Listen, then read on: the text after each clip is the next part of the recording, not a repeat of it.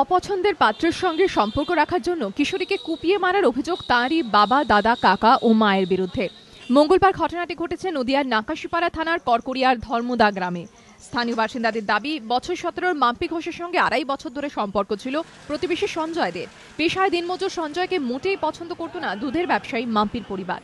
স্থানীয় সূত্রে খবর, মাস তিনেক আগে পরিবারের চাপে পড়ে বাড়ি থেকে পালায় নাবালিকা মাম্পি ও বছর 26-এ সঞ্জয়।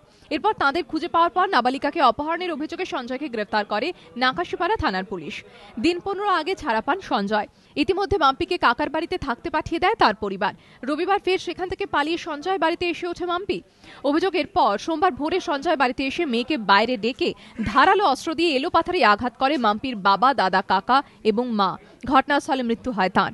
মাম্পির বাবা শশান ঘোষ, কাকা মানিক ঘোষ, দাদা বলরাম ঘোষ এবং মা ছায়া ঘোষের বিরুদ্ধে নাকাশিপাড়া থানায় অভিযোগ দায়ের করা হয়েছে।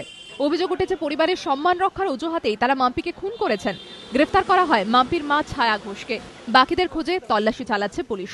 প্রদ্যোৎ সরকারের রিপোর্ট, এবিপি আনন্দ, নদিয়া।